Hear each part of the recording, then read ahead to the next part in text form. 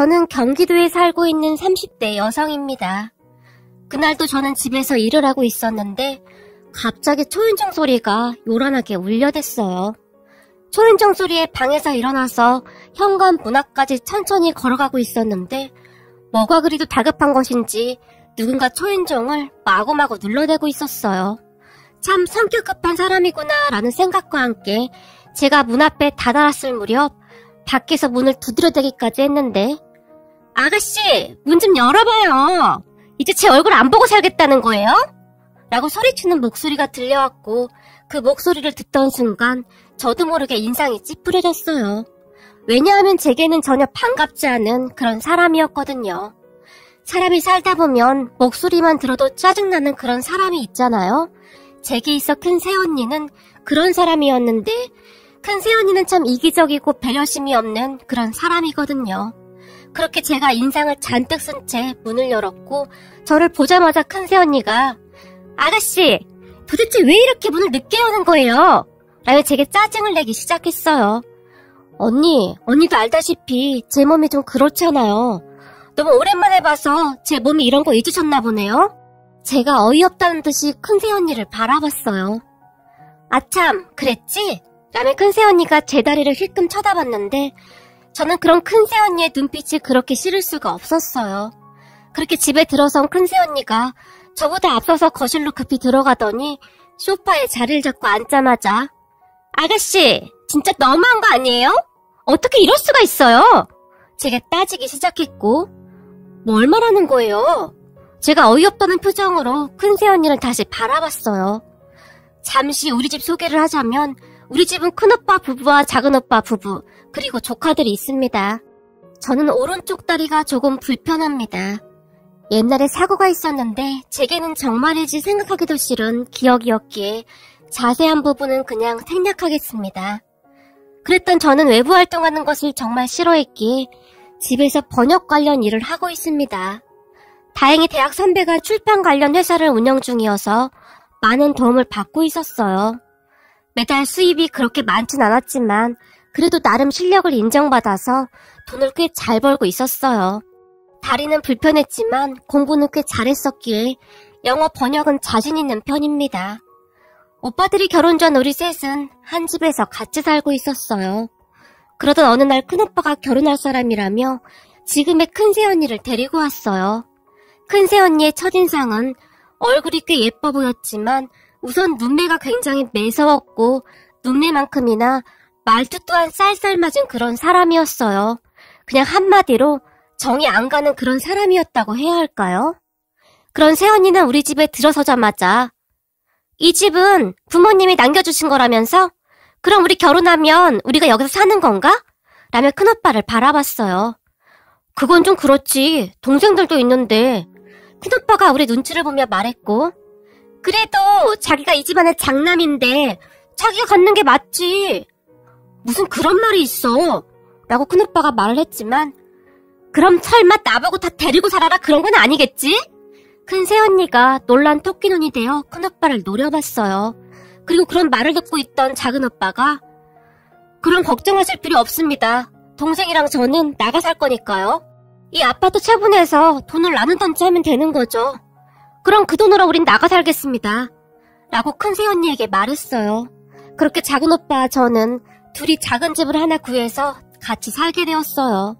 그런데 어느 날 결혼을 앞둔 큰 새언니가 큰오빠, 작은오빠 몰래 저를 찾아와서는 아가씨, 각서 하나만 써야겠어요.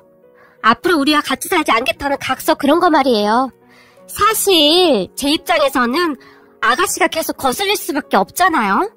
제 말이 기분 나쁠 수도 있지만 아가씨가 제 입장이라면 아가씨도 그랬을 거예요.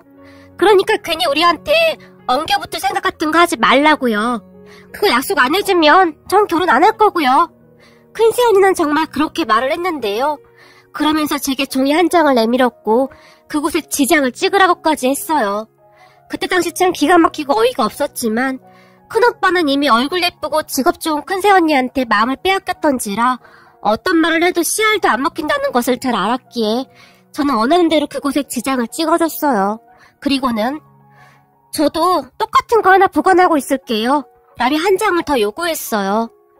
어머, 아가씨가요? 아가씨는 왜요? 그냥요. 언니가 이렇게 각서까지 쓰니까 왠지 저도 가지고 있어야 할 것 같아서요. 제가 큰 새언니에게 말했고, 어머, 이제 보니 아가씨도 보통이 아니네. 그냥 순진한 게 아니었어. 하긴 몸이 그러니 그렇게라도 해야겠지. 안 그러면 그 몸으로 험한 세상 어떻게 살아가겠어? 라고 말했는데 얼굴에는 비웃음이 가득했어요. 그렇게 지장 찍은 각서를 챙겨들고 큰 새언니가 급히 나가버렸고 저는 그 둘의 결혼식장에서도 눈에 띄지 않는 곳에 있어야만 했어요. 결혼식을 앞둔 어느 날 큰 새언니가 제게 전화를 해서는 아가씨도 잘 알다시피 제 입장도 있고 하니까 될 수 있으면 눈에 띄지 않는 곳에 있어줬으면 좋겠어요. 사실 시부모님도 안 계신데 아가씨 이런 모습 사람들이 알기라도 하면 수근거리기 딱 좋거든요. 라는 말도 서슴지 않고 했거든요. 결국 저는 결혼식장 구석에 처박힌 채 사진 촬영도 거부해버렸어요. 사실 결혼식장도 가고 싶지 않았지만 작은 오빠의 설득에 억지로 참석을 했었거든요. 그 뒤 큰 새언니를 본 기억이 거의 없어요. 작은 오빠와 제가 살고 있는 곳에 한 번인가 들렀었는데 그것도 큰오빠 눈치가 보여서 억지로 온 듯한 표정으로 인상만 잔뜩 쓰고 있었거든요. 큰오빠 부부가 사는 집은 아예 구경도 못 해봤고요. 그렇게 시간이 흘러 작은 오빠가 결혼할 사람이라고 지금의 작은 새언니를 데리고 왔는데 큰 새언니에게 질릴 대로 질린 터라 간단하게 인사만 하고 바로 제 방으로 들어와 버렸는데요. 작은 새언니가 그런 제 뒤를 따라 들어오더니 저기 제가 마음에 안 드세요? 라며 제게 물었어요. 네? 그게 무슨 말씀이세요? 순간 제가 날까지 잔뜩 세운 채 작은 새언니를 바라봤어요. 아니, 아가씨는 제가 마음에 안 드는 것 같아 보여서요. 전 아가씨랑 잘 지내고 싶은데 제가 못생겨서 싫은 거예요? 작은 새언니가 고개까지 푹 숙이며 물었어요. 네? 아니 그게 무슨 말이에요? 뜬금없는 작은 새언니의 말에 제가 많이 놀란 채 다시 물었어요. 아니 그렇잖아요.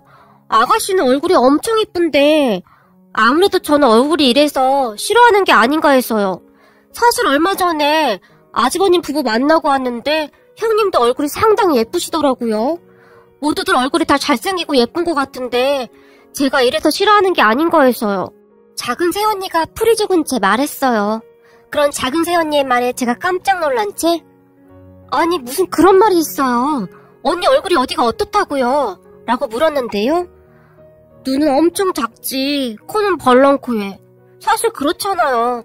근데 아가씨는 눈도 엄청 크고 코도 오똑하고 그리고 얼굴도 엄청 작고요. 그래서 혹시 제가 마음에 안 드는 거예요? 작은 새언니가 여전히 고개를 푹 숙인 채 물었어요. 그런 작은 새언니의 말에 저는 그저 황당할 수밖에 없었는데요. 아니 언니 그게 아니라 제 다리가 이래서 혹시 저 때문에 우리 오빠랑 결혼 안 한다고 할까봐 눈치 보여서 그런 거예요. 그러니까 괜히 이상한 생각하지 마세요. 라며 제가 놀라서 대답했어요. 아가씨 다리요? 아 조금 불편한 거요? 근데 그게 왜요? 그게 무슨 문제예요? 아가씨는 얼굴도 예쁘고 머리도 똑똑하고 거기다 영어도 엄청 잘하고 그런데 그게 무슨 문제가 돼요? 라며 작은 새언니가 오히려 저를 이상하다는 듯이 바라봤고 제가 당황한 채 어버버하고 있었는데 그런 저를 보던 작은 새언니가 갑자기 제게 자신의 귀를 보여주며 아가씨 제 귀 봐봐요. 제 양쪽 귀가 확연하게 다르게 생겼죠? 라고 작은 새언니가 제게 아무렇지도 않게 물었는데요. 그 말을 듣고 가만히 보니 정말로 작은 새언니 양쪽 귀의 크기가 많이 달랐어요. 우리 엄마 말로는 뱃속에 제가 있는 줄 모르고 감기약을 꽤 오래 먹었다는데요. 의사가 걱정을 많이 했대요. 그런데 우리 부모님은 별 상관도 하지 않고 저를 낳았대요. 제가 태어났는데 손가락이랑 발가락이 다 있길래 다행이다 싶었다는데 나중에 보니 귀가 짝짝이더래요. 하지만 우리는 다들 별 상관 안 하고 살고 있었어요. 물론 가끔 친구들이 놀리긴 했지만 전 더 당당하게 길을 다 보이고 다녔어요. 그게 뭐가 중요하겠어요. 나만 괜찮으면 되는 거지. 거기도 아가씨는 태어날 때부터 불편했던 게 아니라 생으로 그렇게 됐다면서요? 근데 그게 무슨 문제가 돼요? 라며 작은 새언니가 저를 보며 활짝 웃기까지 했는데 제가 뭐라고 말하기도 전에 작은 새언니가 계속 말을 이어갔어요. 그럼 저 싫어하는 거 아닌 거죠? 그럼 나와서 같이 수다 떨어요. 전 아가씨 일하는 것도 궁금하고 그렇단 말이에요. 그리고 결혼하면 우리 같이 살아야 하는데 빨리 친해져야죠. 우리 결혼하면 저한테 영어 가르쳐줄 수 있어요? 라고 물었어요. 잠깐만요. 지금 뭐라고 했어요? 우리가 같이 살아요? 제가 깜짝 놀라 작은 새언니를 바라봤어요. 네, 당연히 같이 살아야죠. 지금도 오빠랑 같이 살잖아요. 그러니까 그냥 저만 추가됐다고 생각하면 돼요. 전 밥만 먹여주고 재워만 주면 뭐든지 정말 열심히 잘할 자신 있거든요. 라며 작은 새언니가 그저 해맑게 웃고 있었어요. 그런 작은 새언니를 보며 큰 새언니가 떠올랐는데 둘이 어쩜 그리도 다른 것인지 신기할 정도였답니다. 그렇게 작은 오빠 부부가 결혼을 했고 우리 셋이서 같이 살게 되었어요. 작은 새언니는 그냥 해맑고 또 해맑았는데 퇴근해서 집에 들어오면 쉴 새 없이 저와 수다를 떨어댔어요. 아가씨, 우리 회사 부장님 별명이 뭔 줄 아세요? 미친 개요, 미친 개. 진짜 그런 인간이 부장은 어떻게 들었나 몰라? 그런데 그 부장이 가발을 쓰고 다니거든요. 오늘 보니 그 가발이 삐뚤어져 있는 거예요. 회의하는데 그거 보면서 웃음 참느라 다들 미치는 줄 알았잖아요. 라며 깔깔거리며 웃어댔는데요. 그런 작은 새언니 덕분에 저도 같이 웃는 날이 많아졌고 맨날 방에만 틀어박혀 있었는데 어느새 작은 새언니와 쇼핑도 다니고 산책도 하면서 성격이 많이 바뀌어가고 있었어요. 거기다 작은 새언니 부모님, 그러니까 사돈어르신들도 참 좋은 분들이셨는데 명절에 우리 집에서 간단히 음식 차려서 차례를 지내고 난 뒤 다 같이 사돈어르신 댁에 가서 맛있는 것도 먹고 놀다 오곤 했어요. 그런 작은 새언니에게는 남동생이 한 명 있었는데 저와 나이도 비슷했고 대학은 다르지만 저와 같은 영어 영문과를 나와서 영어 학원에서 학생들을 가르치고 있었어요. 우리는 서로 관심사가 비슷해서 그랬는지 말도 잘 통했고 제가 사돈어른 댁에 방문할 때면 작은 새언니 남동생 방에서 마치 친한 친구처럼 수다도 떨곤 했었는데 제가 하고 있는 영어 번역이나 교육에 관련해서 시간 가는 줄 모르고 대화를 하기도 했어요.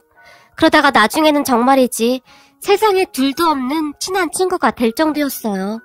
그동안 친구도 별로 없었는데 새 친구가 생긴 것도 좋았고 사돈 어르신도 저를 참 많이 예뻐해 주셨어요. 특히 안사돈 어르신은 우리 사돈 처녀는 무슨 인형같이 생겼어. 눈도 예쁘고 코도 예쁘고 입도 예쁘고 그냥 다 예쁘단 말이야. 아무리 봐도 며느리감으로 딱이야. 나 같았으면 벌써 며느리 삼았어. 라며 사돈 어르신 댁에 갈 때마다 제 옆에 앉으셔서 저를 안아주시곤 했어요. 그런 안사돈 어르신을 보며 돌아가신 우리 엄마가 생각나서 처음에는 눈물도 많이 흘렸지만 차츰차츰 그 모든 것이 익숙해져 갔고 나중에는 그냥 가족같이 그렇게 지내고 있었어요. 그러다가 얼마 뒤에 조카들이 태어났고 아무래도 집이 조금 작은 것 같아서 제가 모아놓은 돈과 작은 오빠 부부가 모은 돈을 보태서 큰 집으로 이사를 갔는데 우리가 이사를 갔다는 말을 듣고 큰 새언니가 그날 그렇게 득달같이 쫓아온 겁니다. 그런 큰 새언니를 보며 정말 황당할 수밖에 없었어요. 결혼식 날 멀리서 잠깐 보고 그날 처음 본 게 아닌가 싶을 정도였는데요. 갑자기 집에 들이닥쳐서는 제게 따지기부터 하는 게 아니겠습니까? 그런 큰 새언니의 모습에 그저 놀란 채 아무 말도 못하고 있었는데요. 다 알면서 시치미까지 떼고 그러세요? 라며 큰 새언니가 제게 다시 따져 물었어요. 언니, 말을 하려면 알아듣게 하세요. 집이 엄청 좋네요. 이 정도 집이면 엄청 비쌀 텐데 도대체 무슨 돈이 있어서 집까지 사서 이사를 한 거예요? 아니 그게 궁금해서 지금 여기까지 쫓아와서 이러는 거예요? 난 큰 새언니가 진짜 이해가 안 되네요. 한 번을 안 오다가 지금이야 찾아와서 왜 이러는 거죠? 제가 큰 새언니를 쏘아봤어요. 아니 무슨 돈이 있어서 이런 큰 집을 샀느냔 말이에요. 작은 오빠랑 제가 모은 돈 합친 거예요. 근데 그게 뭐가 어떻다고 이러는 거예요? 큰 새언니의 말에 정말 어이가 없었기에 저도 따져 물었어요. 예전 같았으면 그냥 얼버무리고 말았을 텐데 그쯤에서는 저도 제법 용기라는 것이 생겼기에 큰 새언니에게 당당하게 말했어요. 그러니까 아가씨가 돈을 왜 합치냐고요. 그리고 그 애한테 들어보니 시부모님이 아가씨한테 따로 물려준 상가도 하나 있다고 하던데 혹시 그걸 판 돈으로 이사한 거 아니에요? 그럼 우리 목도 있는 거 아니냔 말이에요. 큰새 언니가 저를 노려보기까지 했어요. 그럼 큰새 언니의 말에 황당할 수밖에 없었는데요. 큰새 언니도 큰새 언니인데 우리끼리만 아는 그런 이야기를 하고 다닌 큰오빠에게 조금은 실망스럽기까지 했어요. 부모님이 살아계실 때 제 다리가 불편한 것에 대해 항상 걱정을 많이 하셨기에 부모님이 가지고 있던 상가를 제 명의로 돌려주셨거든요. 혹시나 싶어 부모님이 우리만 알고 있으라고 신신당부까지 하셨어요. 그런데 우리가 이사했다는 말에 큰새 언니가 그 상가 이야기를 듣고 득달같이 쫓아온 거고요. 사실 그 상가가 1층에 몫이 좋은 곳에 있어서 예전과는 비교가 안 될 정도로 가격이 많이 올랐더라고요. 그렇게 제게 다짜고짜 따지고 드는 큰새 언니에게 저는 잘 모르겠고 그때 아파트 판 돈 절반 넘게 가져갔잖아요. 그럼 된 거 아니에요? 그러니까 그만 돌아가세요. 라며 제가 말을 했지만 그때 상가 얘기는 없었잖아요. 상가도 당연히 나눠야 하는 게 맞는 거죠. 전 그 상가 팔 생각도 없으니까 그냥 가시라고요. 제가 목소리를 높였어요. 오늘은 이렇게 가지만 난 절대 그냥 못 넘어가요. 라며 큰 새언니가 씩씩거리며 집을 나섰어요. 그리고 잠시 뒤 작은 새언니가 퇴근 후 돌아왔고 그날 큰 새언니가 다녀간 이야기와 함께 제 이름으로 된 상가 이야기까지 다 말했어요. 네? 아가씨 이름으로 상가가 있었어요? 근데 형님이 그걸 나누자고 한다고요? 죄송해요. 언니한테 말했어야 했는데 저도 번역 때문에 항상 바빴고 월세도 큰 문제 없이 들어오고 있어서 별 생각 없이 살고 있었어요. 미안할 게 뭐가 있어요. 그건 아가씨 건데요. 그에 오면 상의 좀 해볼게요. 그리고 그건 아가씨 거니까 잘 가지고 있어야 해요. 그걸 왜 욕심을 내고 그러지? 형님도 참 이상하네. 작은 새언니가 이해할 수 없다는 표정으로 말을 했어요. 그때 작은 오빠 부부가 이것저것 상의를 하더니 제게 걱정할 거 없다면 신경 쓰지 말라고 했고 저는 그렇게 그 일을 까마득하게 잊고 있었어요. 그러던 어느 날 집안이 발칵 뒤집어졌는데요.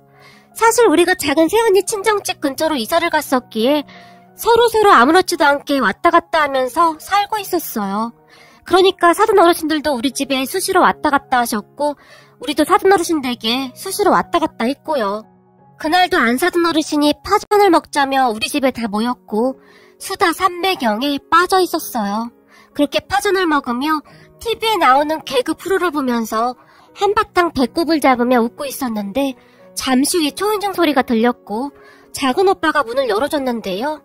세상에나 큰 새언니와 큰 새언니의 어머니가 같이 들어왔어요. 그러니까 큰오빠도 없이 그냥 두 사람이 우리 집으로 들어왔는데 집 안으로 들어서자마자 큰 새언니가 이제 보니 동서 친정 부모님까지 다들 상가 돌리고 이러고 있었구만 이라는 말을 꺼냈어요. 아니 머릿속에 어떻게 생겨먹었으면 그런 행동을 할 수가 있을까요? 그리고 큰 새언니의 어머님은 왜 모시고 온 것인지 우리는 지금도 이해가 안 될 정도입니다. 그리고 그런 큰 새언니의 비아냥대는 말에 작은 새언니가 형님 그게 무슨 말씀이세요? 우리가 상가를 노리다니요. 그리고 오랜만에 봤으면 인사부터 해야 하는 게 예의 아닌가요? 라며 화까지 참으며 큰 새언니에게 또박또박 말했어요. 그렇잖아. 아무것도 모르는 아가씨 꼬셔서 지금 이러고 있는 거 아니냐고. 혼자 착한 척은 다 하면서 뒤에서 호박씨 까는 동서 같은 사람이 제일 무서운 사람이야. 큰 새언니가 작은 새언니를 노려보며 말했어요. 형님 도대체 무슨 말을 하는 거예요? 다 필요 없고 나 오늘 단판 지으러 왔어. 우리 남편은 착해 빠져서 들은 척도 안 하니까 나라도 나서서 해결해야 할 거 아니야? 그러니까 시부모님이 남겨주셨다던 그 상가 정확히 나눠야 한다고. 내가 법적으로 이것저것 알아봤는데 소송하면 우리도 분명히 권리가 있다고 하더라고. 라며 큰 새언니가 저를 노려봤지만 옆에서 큰 새언니의 말을 가만히 듣고 있던 작은 오빠가 참 신기하네. 우리 부모님이 살아계실 때 급히 내 동생 명의로 하자고 하길래 왜 그렇게 서두르시냐고 부모님께 물었었는데 엄마가 빨리 해야 한다고 그렇게 서두르시더니 그 뒤 몇 년 있다 두 분이 그리 되셨는데 지금 생각해보니 우리 부모님이 살아계셨을 때 뭔가 느끼셨나 보네. 이런 일이 일어날 줄 미리 알고 계셨던 것 같네요. 그게 어떤 상가인 줄 알기나 해요? 내 동생 다리가 왜 저렇게 된 줄 알기나 하느냔 말입니다. 그 얘기는 형한테 못 들었나 보네요. 라며 작은 오빠가 큰 새언니를 무섭게 노려봤어요. 우리 남편이랑 놀다가 그렇게 된 거라면서요? 맞아요. 물론 고의는 아니었지만 스키라곤 타본 적도 없는 동생을 데리고 높은 곳으로 올라가서 장난치며 억지로 밀지만 않았다면 그렇게 될 일도 없었을 거고 지금 제 동생 인생도 바뀌었을 겁니다. 그래서 부모님이 동생에게 상가를 준다고 했을 때 우린 다 찬성했던 거고요. 라고 작은 오빠가 말을 했는데 그때의 일이 다시 생각나는지 작은 오빠의 눈시울이 붉어져 있었어요. 어쨌든 우리한테도 지분은 있는 거라고요. 큰새언니는 정말 대단했는데요. 돈 욕심에 머리가 어떻게 되어버린 것인지 그러한 것들은 전혀 상관도 하지 않는 듯 했어요. 그리고 우리 모두는 그런 큰새언니가 무섭기까지 했는데요. 그쯤에서는 인간 같아 보이지 않을 정도였어요. 그런데 그 순간 작은 오빠가 우리 부모님이 참 현명하셨던 거네. 형수님 뭔가 단단히 착각하시나 본데요. 부모님 돌아가시고 난 뒤 형과 저는 그 상가에 대해 포기각서까지 썼거든요. 우리 부모님이 그러셨거든요. 다들 결혼하고 어떻게 될지 모른다고 하시면서 수시로 우리에게 포기각서 꼭 쓰라고 신신당부까지 하셨거든요. 부모님 돌아가시고 얼마 후에 우리는 부모님과 약속을 지키기 위해 포기각서 써서 공증까지 다 받아놨어요. 형한테 그 얘긴 못 들었나 보네요. 이래서 우리 부모님이 틈만 나면 포기각서 꼭 쓰라고 얘기를 하셨던 거구나 라고 말을 하던 작은 오빠가 씁쓸한 표정으로 웃었어요. 뭐요? 포기각서를 썼다고요? 그런 게 어딨어요? 큰새언니가 비명에 가까운 소리를 지르다가는 나가버렸어요. 그런 큰새언니를 보며 그저 기가 막힐 뿐이었는데요. 그 뒤 큰새언니는 조용했는데 아마도 여기저기 확인을 하고 다녔겠죠. 하지만 방법이 없다고 하지 않았을까 싶네요. 그렇게 우리 가족은 큰오빠 부부를 잊은 채 잘 살고 있었는데요. 그러다가 또 한 번 집안이 뒤집어지는 일이 생겼다고 해야 할까요? 그러니까 제가 결혼을 하게 되었는데 그 결혼 상대자가 작은 새언니의 남동생이었거든요. 제가 친구도 별로 없다 보니 유일한 친구인 작은 새언니 남동생과 허구한 날 같이 놀다 보니 서로 좋아하게 되었어요. 어느 날 작은 새언니의 남동생이, 그러니까 지금은 우리 남편이 꽃다발에 편지까지 들고는 저기 내가 진짜 100번 1000번 고민하다가 고백하는 건데 나 요즘 맨날 네 생각뿐이야. 우리가 사돈지간이라 이러면 안 될 것 같아서 진짜 고민 많이 했었거든? 근데 나 요즘 잠도 안 오고 그래. 내가 많이 부족하겠지만 진지하게 생각해주면 안 될까? 나 너랑 결혼하고 싶어. 라며 제게 꽃다발을 앞으로 쑥 내밀었는데 그런 남편의 손이 벌벌 떨리고 있었어요. 물론 저도 고민이 되긴 했지만 그런 남편의 손을 차마 뿌리칠 수가 없었는데 사실 저도 남편을 좋아하고 있었거든요. 작은 새언니와 마찬가지로 남편도 참 좋은 사람이었으니까요. 가족들에게 어떻게 말해야 하나 고민만 하다가 어느 날 가족들에게 둘이 결혼하고 싶다고 말을 했는데 우리의 말을 들은 가족들이 뒤로 넘어간 것은 말할 것도 없었고 말이죠. 하지만 사돈어르신, 그러니까 지금 우리 시어머님이시죠. 시어머님께서 하시는 말씀이 차라리 절 아는 사람이 낫다. 저번에 사돈 보니까 무섭기까지 하더만. 남자든 여자든 집안에 사람이 잘 들어와야 해. 난 찬성이야. 요즘 겹사돈이 무슨 흠도 아니고. 우리도 사돈 처녀를 친딸처럼 생각했었는데 오히려 잘 됐어. 이런 며느리감이 어딨어. 심성 착하지, 똑똑하지, 거기다 예쁘기까지 하고. 사실 우리 아들에 비해 아주 과분하지 라는 말씀까지 해주셨어요. 그리고는 다시 작은 오빠를 바라보며 그래야 자네도 한시름 놓지 않겠나? 평생을 동생 걱정뿐인데 우리랑 있으면 그런 걱정할 필요도 없고 그냥 우리끼리 잘 살면 되는 거야 라는 말도 잊지 않았는데 그 말에 우리 작은 오빠의 눈에 눈물이 그렁그렁했어요. 그렇게 우리는 결혼했고 가까운 곳에 옹기종기 모여 살고 있어요. 거기다 제가 얼마 전에 아들까지 낳아서 우리 집은 축제 분위기입니다. 우리 아들 얼굴을 보며 다들 어찌나 기뻐하던지요. 이제 막 태어난 우리 아들을 보며 우리 시아버님이 다행이야, 코가 벌렁코가 아니야 라며 박수까지 치셨는데 그 모습에 우리 가족 모두 어찌나 웃었는지 모른답니다. 참 사람 인연이라는 것이 어쩌면 이렇게 되는 것인지 옛 어른들의 말씀처럼 집안에 사람이 잘 들어와야 한다는 말을 아주 격하게 공감하고 있답니다.